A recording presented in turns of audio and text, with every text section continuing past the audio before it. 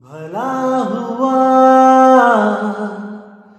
मेरी माला टूट गई, मैं राम भजन से छूटी। भला हुआ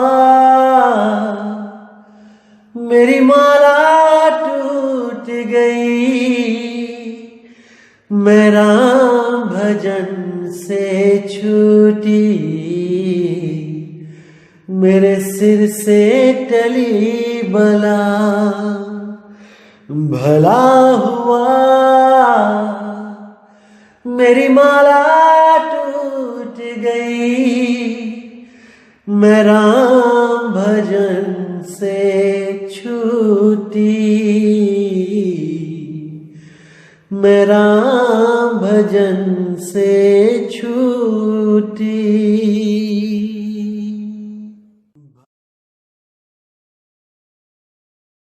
नमस्कार मेरे प्यारे भाइयों, मेरे परमात्मा के प्यारे जीव हंसों। मैं हमेशा मालिक से यही दुआ करूंगा कि आप सब मेरे भाइयों का विवेक पहले से ज्यादा और ज्यादा और ज्यादा से ज्यादा बढ़ता ही जाए। बस मेरे दिल की यही अरदास है कि ऐसी कोई चीज ना रहे जो आपको समझ ना आए। हर चीज आपको बिल्कुल क्रिस्टल क्लियर होती जाए। बस यही चाहूंगा मैं, यही अरदास करूंगा उस बंदी छोड़ से, उस परमपिता परमात्मा से कि वो आपके विवेक शक्ति में बढ़ोतरी करता ही जाए और ऐसा कोई भी अज्ञान ना रहे इस दुनिया में जो आपको 1% भी भ्रमित कर पाए। कुछ ना रहे ऐसा। आपका ये भाई आपकी पूरी मदद करने के लिए तैयार है। बस आप निष्पक्ष भाव से इस सत्संग को सुनते रहिए और उस पर विचार करते रहिए। विवेक लगाइए कि जो मैंने बात कही है वो सत्य है या असत्य है। जवाब मेरे भाई आपके अंदर से ही आएगा। उस परमात्मा का जवाब आपके अंदर से आएगा। बस उसको पहचानने की कोशिश करो। साहिब बंदगी। और दोस्तों, आपको बताना चाहूंगा कि काफी दिनों से कुछ लिंक व्हाट्सएप पे शेयर किए जा रहे हैं जिसमें कुछ गुरुओं की फोटो लगाई गई है और कुछ भड़काऊ से शब्दों से टाइटल दिया गया है। दोस्तों, ऐसे किसी भी चैनल से हमारा कोई लेना देना नहीं है। आप उनको बिल्कुल ना देखें, बिल्कुल भी ना देखें, क्योंकि वो सत्संग हमारे ही अपलोड कर रहा है और गलत फोटो लगा लगा के दुनिया को भ्रमित कर रहा है। बिल्कुल भी उनका चैनल ना तो सब्सक्राइब करें और जिन्होंने किया है वो अनसब्सक्राइब कर दें। बिना मेरी परमिशन के जो सत्संग अपलोड किए जा रहे हैं ये बिल्कुल गलत बात है। आप ये सब बंद करें। और कोई भी मेरा भाई अगर अपने चैनल पे कोई सत्संग मेरा चलाना चाहता है तो पहले परमिशन लो। प्रचार में योगदान करना है तो बिल्कुल सही तरीके से करो। किसी भी गुरु की फोटो नहीं लगानी है। सब गुरु मेरे बड़े अपनी अपनी ठौर। शब्द विवेकी पारखी सो माथे कम और। हमने हर गुरु की इज्जत करनी है। हमें किसी भी गुरु से हमारा वैर नहीं है भाई। हर गुरु अपनी अपनी सीमा में अपने अपने शिष्यों को ज्ञान दे रहा है। जहां तक उसकी पहुंच है वो अपने अपने शिष्यों को पहुंचा रहा है। क्या दिक्कत है इसमें? इसलिए मेरे भाई ये जो गलत काम है इसको बंद करो और अगर करना ही है तो सही से करो। जैसे मैं किसी की फोटो नहीं लगाता हूं, आप भी मत लगाएं। साहिब। तो भाइयों, आज जो वाणी लेंगे वो घट रामायण से है। तुलसीदास जी की जो रचना है, तुलसी साहिब हाथरस वाले। तो उस ग्रंथ पे जब पेज नंबर 59 पे देखेंगे तो वहां पे जो वाणी लिखी है, अंतर गुफा तहां चली जाऊं जहां साहिब के दर्शन पाऊं, पांचों नाम जीव जब भाखा, छठवां नाम गुप्त कर राखा। पांचों नाम काल के जानो, तब दानी मन शंका आनो। तो देखिए यहां पे बिल्कुल क्लियर है कि ये पांच नाम परमात्मा के द्वारा नहीं बताए गए हैं। ये पांचों नाम जीव के द्वारा उच्चारण किए गए हैं। जीव यानी एक मनुष्य, क्योंकि बाकी जीव तो 52 अक्षर उच्चारण कर ही नहीं सकते, केवल एक मनुष्य ही 52 अक्षर उच्चारण कर सकता है। इसीलिए उस जीव ने जब 5 अक्षरों को भाखा, तब वो अपने ही बनाए जाल में फंस गया। 52 अक्षर के ही इस अदृश्य जाल में फंस गया। और वो छठवां जो नाम है, जिसकी वजह से ये 5 नाम पैदा हुए हैं, वो गुप्त रह गया। वो गुप्त रह गया क्योंकि जीव उसके बारे में नहीं जान सकता। जब तक पीव आके उसको मूल ज्ञान ना समझा दे, तब तक जीव इन्हीं नामों में उलझा रहता है। चाहे वो ये 5 नाम होए, चाहे ये 5 से बनने वाले 5 लाख नाम हो जाएं, चाहे 5 करोड़ नाम हो जाएं, जीव इन नामों में ही उलझा रहेगा। अगर जीव को इस नाम के जाल से निकलना है तो भाई ऐसा गुरु ढूंढना पड़ेगा जो 52 के जाल को तोड़ सके, जो उस जाल से इस जीव को बाहर निकाल सके। जब 52 का टूटे डोरा, सहजे छूटे काल झकोरा। फिर नहीं आवे फिर नहीं जावे, और सार शब्द में रहा समावे। उस सार शब्द रूपी परमात्मा में ही सुरती हमेशा के लिए समा जाती है। उसका आवन जावन खत्म हो जाता है, वो मुक्त हो जाती है। अरे सुरत फंसी संसार में, तासे पर गए दूर। सुरती बांध स्थिर करो, 8 पहर हुजूर। कहां स्थिर करना है? शब्द में स्थिर करना है। शब्द ही वो स्थान है, शब्द ही वो परमात्मा है, शब्द ही वो वस्तु है, जो गुप्त वस्तु बिना वेदी गुरु के नहीं मिल सकती, मिल ही नहीं सकती। इसलिए बिना गुरु के अगर कोई कहे कि मुक्ति चाहिए, नहीं मिल सकती। कितनी ही किताबें पढ़ लो, कितने ही ग्रंथ पढ़ लो, कितने ही वेद पुराण गीता भागवत बीजक कबीर मंसूर कबीर सागर जो मर्जी पढ़ लो, आप केवल शब्द ही पढ़ सकते हो।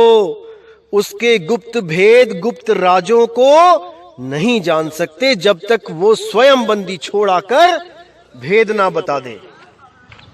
और जो गुरु 52 से अलग नहीं कर सकते अपने शिष्य को, वो काल के ही दूत हैं। जो नर पड़े 52 के फेरा, सो नर जानो काल के चेरा। वही काल के चेले हैं, वही काल के दूत हैं जो 52 अक्षरों में उलझे हुए हैं और दूसरों को भी उलझा देते हैं। तो आगे कहते हैं, निर्गुण निराकार निर्वाणी, धर्म रायो 5 बखानी।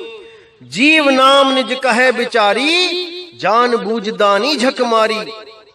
जाओ जीव यह राह तुम्हारी, हम नहीं रोकें बात बिचारी। अब यहां क्लियर है कि जो निर्गुण निराकार, जो निरंजन है, ये जितने अधूरे गुरु हैं, ये सब उसी के साथ जोड़ते हैं कि परमात्मा निराकार है, परमात्मा निर्गुण है, ज्योति स्वरूपी है, इसी में उलझाते हैं। इसीलिए इनसे बचने के लिए कबीर साहब ने जो उपदेश दिया है कि ऐसे गुरुओं से भाई बच के रहो और केवल उस गुरु की शरण में लगो जो शब्द भेदी गुरु है, जो अक्षर भेदी गुरु नहीं है कि चंद अक्षरों के बने हुए नाम पकड़ा दिए अपने शिष्य को जीवन बर्बाद करने के लिए। नहीं भाई, ऐसा गुरु हमें नहीं चाहिए। कि नाम दे दिया ओम कलियम हरियम शरियम सोहम सत्यम, या दे दिया ज्योत निरंजन ओंकार आरंकार सोहं सतनाम, या पकड़ा दिया सतपुरुष अकाल मूर्त शब्द स्वरूपी राम, या पकड़ा दिया ओम नमो भगवते वासुदेवाय नमः, या पकड़ा दिया हरे कृष्णा हरे राम। कोई भी नाम अगर गुरु ने पकड़ा दिया तो समझ जाओ मेरे भाई कि आप 52 अक्षर में ही उलझा दिए गए हो। चाहे वो सत्य कबीर ही क्यों ना हो, सत्य कबीर का भेद जब तक नहीं मिलता मुक्ति नहीं हो सकती। लेकिन जब तक सत्य कबीर का भेद ना मिल जाए, इसको भी एक आसरा समझो। जब तक सत्य कबीर का भेद ना मिल जाए, जैसे कोई भी वस्तु जो आप ढूंढते हो, अगर उसका नाम पता है तो भाई 99% चांस होते हैं कि आपको वो वस्तु मिलेगी। और अगर कुछ ढूंढने लग जाओ और उसका नाम ही नहीं पता और कोई पूछे भी तो भैया क्या ढूंढ रहे हो, जब नाम ही नहीं पता तो क्या बताओगे कि क्या ढूंढ रहा हूं, वो नहीं मिल पाएगा। इसीलिए बोला है आदि नाम है सत्य कबीरा। आदि नाम पहचानो भाई, जब तक उसको पहचानोगे नहीं, जब तक उसका नाम नहीं जानोगे, वस्तु नहीं मिलेगी। इसीलिए बोला गया है कि पहले वस्तु का नाम जान लो, फिर करो वस्तु का मोल, फिर उसको ढूंढो। जैसे घर से कुछ निकलते हो सामान लेने के लिए, तो पहले दिमाग में एक नाम होता है कि इस नाम की वस्तु हमें चाहिए। अब वही नाम की जो वस्तु है वो लेने जब आप जाते हो तो दुकान से आप वस्तु लेके आते हो, नाम लेके नहीं आते हो कि उसने वही नाम पकड़ा दिए जपने के लिए। कि गए थे सत्य कबीरा लेने तो गुरुजी ने भी सार नाम के नाम पे दे दिया सत्य कबीरा कि जपी जाओ इसको सत्य कबीरा। मूर्खता है ये, मूर्खता। बिल्कुल नहीं फंसना है दोस्तों इस जाल में, बिल्कुल नहीं। और आपको बताना चाहूंगा, जो द्वारों का जाल काल के द्वारा बनाया गया है, नकली द्वारों का, 12वां द्वार, 13वां द्वार, 14वां द्वार, 15वां द्वार, 16वां द्वार, ये सब भरम जाल है मेरे भाई, सब भरम जाल है। आपने इस वाणी पे पूरा गौर से विवेक लगाना है, विचार करना है, आपको समझ में आ जाएगा कि कैसा जाल बुना गया है। कितने ही गुरु यहां इंगला पिंगला सुषमना को 10वां द्वार बता के अपने शिष्यों को उलझा लेते हैं। वो आंखों के बीच त्रिकुटी में ही ध्यान लगवाते हैं सारी उम्र और कहते हैं कि वहीं पर ज्योत जगेगी, वहीं पे परमात्मा मिलेगा, वही अमृत है, वहीं पे अनहद नाद रूपी अमृत झनकार सुनाई देगी। इसी में अपने शिष्यों को सारी उम्र के लिए उलझा देते हैं और उनके शिष्य ये सोचते रहते हैं कि देखो हमारे कितने अच्छे भाग है जो हमें सतगुरु मिला। लेकिन बेचारे वो जीव वो नहीं समझ पाते कि उनको सतगुरु नहीं, उनको काल का दूत मिल गया है जो आपकी सुरती को उस त्रिवेणी के घाट में लगा के बैठा दिया है, जिसने जहां पर काल का वास है। करनैनो दीदार महल में प्यारा है में भी बोला गया है कि निज मन करत जहां ठकुराई सो नैनन पिछवाड़ा है। इन नैनों के पीछे निज मन यानी कि काल बैठा है। गलती से भी कोई आंखों के पीछे जो दरवाजा है उसमें परमात्मा ज्योत स्वरूपी ना समझ लेना। गलती से भी मत समझ लेना कि वहां ज्योत स्वरूपी परमात्मा बैठा है, नहीं तो आपको केवल और केवल निराशा ही हाथ लगेगी मेरे भाई। इसलिए इसको एक चेतावनी समझिए कि जो भी गुरु त्रिकुटी पे ध्यान लगाने को बोल देता है, जो 10वें द्वार को आंखों के पीछे बोलता है, इंगला पिंगला सुषमना को 10वां द्वार बोलता है, उस गुरु से सावधान हो जाओ मेरे भाई, सावधान हो जाओ। चाहे नाम कोई भी हो, चाहे वो सोहंग जपवा रहा हो श्वासों के द्वारा, चाहे वो 5 नाम जपवा रहा हो, चाहे 3 नाम जपवा रहा हो, अगर उसने त्रिकुटी में ध्यान लगवा दिया तो भाई अंत समय हाथ मलने के अलावा कुछ पल्ले नहीं रहेगा। इसलिए मेरे भाई वाणियों को समझो और उस असली दरवाजे की खोज करो जिसको शब्द द्वार बोला गया है, जो 11वां दरवाजा है और जो असली 10वें दरवाजे के पार है।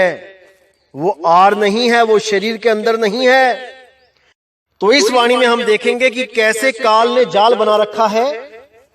कबीर साहब ने 10वें द्वार के पार 11वें द्वार का जिक्र किया है, वही सत्य है और सत्य से आगे जो चला जाता है उसके लिए कबीर साहब ने बोला है, आगे खोजे गिर पड़े, पीछे खोजे भुलाए, और सार शब्द से आगे खोजे बांधा जमपुर जाए। जो उस 11वें द्वार को यानी सार शब्द को छोड़ के कहीं और जाने की बात करता है, कुछ और ढूंढता है, वो मां के गर्भ में वापस आ जाता है। तो देखिएगा यहां पे वाणी क्या कहती है। द्वार भेद,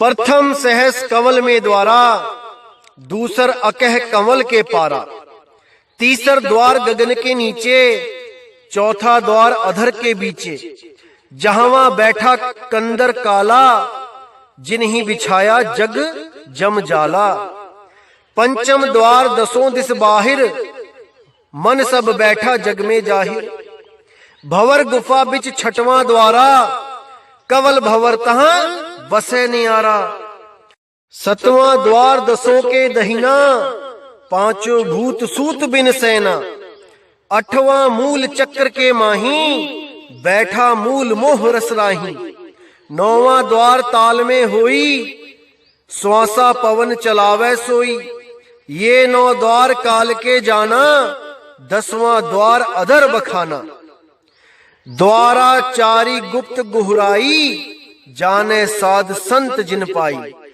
ऐसे 14 भेद पुकारा, 15 द्वार सत्य के पारा, 16 खिड़की अगम निशानी, जामे सत साहिब की बाणी, ताके परे द्वार नहीं देखा, जहां एक साहिब नाम न भेखा, संत सैल वह अगम निशानी, बसे संत वही धाम अनामी।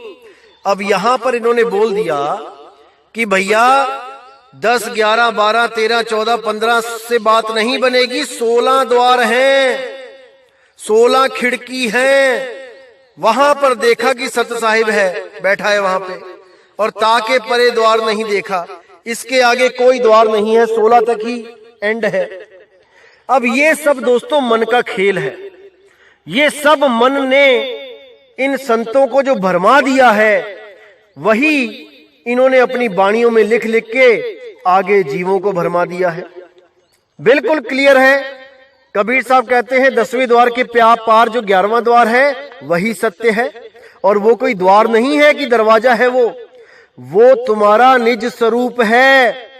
तुम्हें किसी द्वार में आने जाने की जरूरत नहीं रहेगी अगर तुम उस निज स्वरूप को प्राप्त कर लोगे। वही तुम्हारा निज स्वरूप है, उसी को भेद में रख के छुपा के उसको द्वार का नाम दे दिया, ताकि ये काल के दूत द्वारों के चक्कर में पड़े रहें और निज स्वरूप की इनको खबर ही ना हो।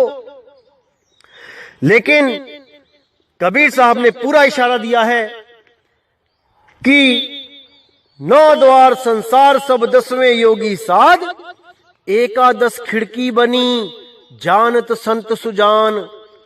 वो एकादश खिड़की यानी 11वां द्वार यानी कि वो शब्द रूप निज रूप, वो इन सब से न्यारा है। लेकिन काल ने ऐसा जाल बुना हुआ है कि जीव ज्यादा के चक्कर में कि मेरे गुरुजी 10 ही बताते हैं, उसके गुरुजी 11 बताते हैं तो वो पूर्ण हो गए, उसके गुरुजी 11 बताते हैं, किसी और के गुरुजी 12, 13, 14 बताते हैं तो वो पूर्ण हो गए, और वो आगे जाके 16 बताते हैं तो वो पूर्ण सतगुरु हो गए। अरे भाई कल को कोई 25, 30, 40, 50, 100 भी लिख देगा वाणियों में तो क्या करोगे?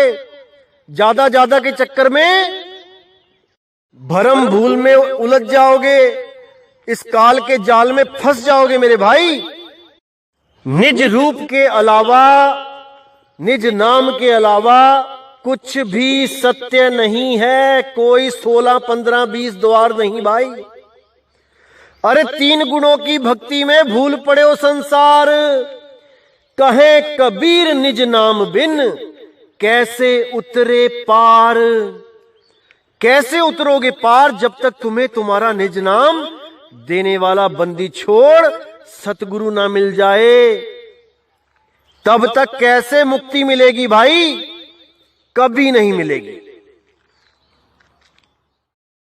तो इस वाणी से बिल्कुल क्लियर हो गया कि भाई ऐसे ऐसे मन के खेल हैं। मन जो भरमाता है, आगे से आगे द्वार दिखाता रहता है और जीव बेचारा उस मन की चाल में उलझता चला जाता है। इसने बड़े बड़े संतों को नहीं छोड़ा भाई, इसने बड़े बड़े भक्तों को नहीं छोड़ा, किसी को नहीं बख्शता। ये असल में इस मन का जो जाल है वो केवल ये है कि ये आपको कल्पनाओं में जीना सिखाता है।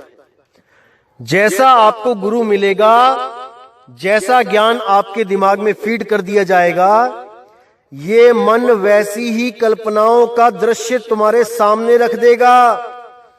अगर तुम्हें ऐसा गुरु मिल जाए जो कहे कि परमात्मा के 4 सिर हैं, 8 हाथ हैं, और आप अगर उस पर दृढ़ विश्वास कर लो तो भाई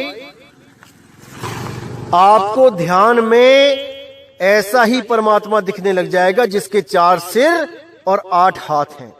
और आप खुद गवाही दोगे कि हां गुरुजी, जो आपने बोला है बिल्कुल सत्य है।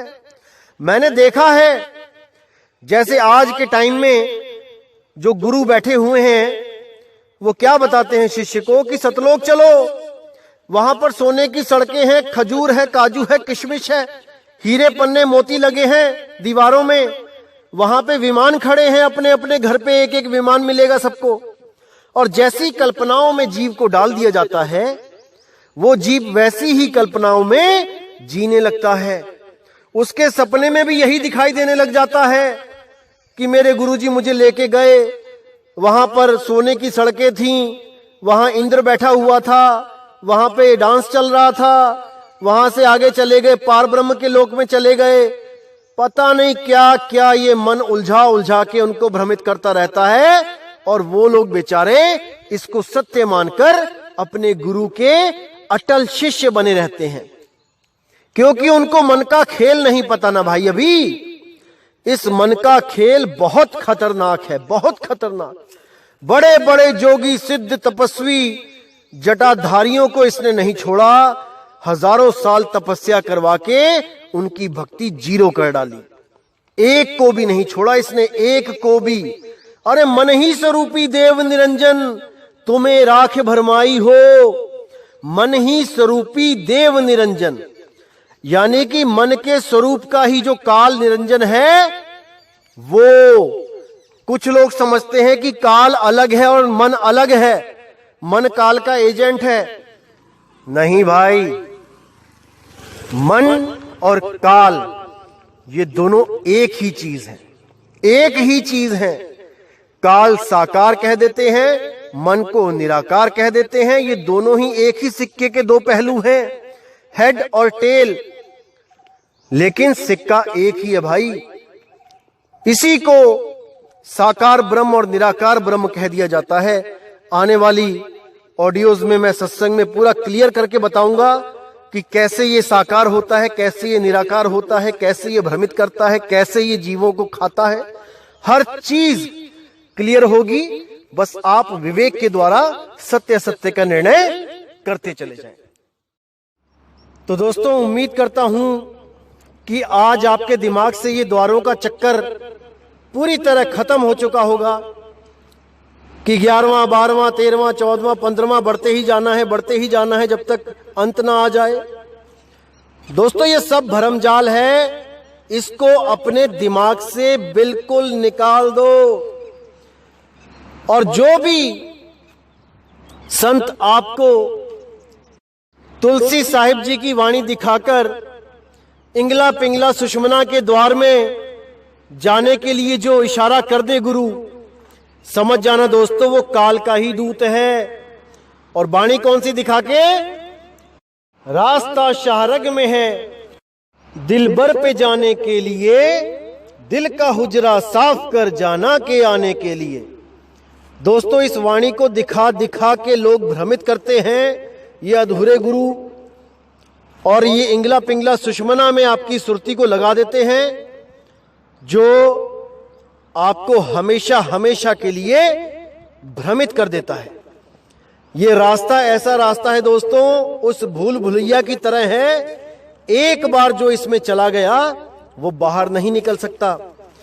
ब्रह्मा विष्णु महेश ने भी इसी इंगला पिंगला सुषमना में ध्यान लगाया था, जन्मों जन्मों तक वो भी इससे बाहर नहीं आ सके और बार बार गर्भ जून में अवतार धारण करते रहे। साहिब कहते हैं साधु सिद्ध त्रिदेव आदि सब 5 शब्द में अटके, मुद्रा साध रहे घट भीतर, फिर औंधे मुंह लटके। इन्हीं 5 नामों के द्वारा और 5 मुद्राओं में, जिसमें इंगला पिंगला सुषमना के अंदर जाने को भी एक मुद्रा कहा गया है, इन्हीं मुद्राओं में सब उलझे हैं, सब A to Z। इन्हीं से बाहर निकालने के लिए बंदी छोड़ सतगुरु को एक मनुष्य रूप धारण करके इस दुनिया में आना पड़ता है। और आकर वो एक ऐसा रास्ता बताता है जिससे आपको अपने ही स्वरूप की प्राप्ति हो जाए। अपने निज स्वरूप को प्राप्त करके आप हमेशा के लिए जन्म मरण से मुक्त हो जाएं। उसका केवल यही काम है इस दुनिया में आने का, ना कि अपना नाम जपवाने का। अरे भाई वो अपना नाम जपवाने नहीं आता है, वो आपको आपका नाम देने आता है। आपको आपका नाम, आपका निज नाम। तो दोस्तों उम्मीद करूंगा कि आज के सत्संग से आपको कुछ और विवेक की जागृति हुई होगी, काफी भ्रम निकल गए होंगे इस दिमाग से और सत्य की तरफ एक और कदम आपने बढ़ा दिया होगा। तो दोस्तों मैं आपसे विदा चाहूंगा। जय गुरु बंदी छोड़ वैराग साहिब, जय गुरु बंदी छोड़ साधु शरण साहिब जी, जय गुरु बंदी छोड़ मदन साहिब जी, जय जय सतगुरु बंदी छोड़ सतगुरु सत्य कबीर साहिब की सदा ही जय हो, सदा ही जय हो मेरे मालिक की साहिब बंदगी सतनाम।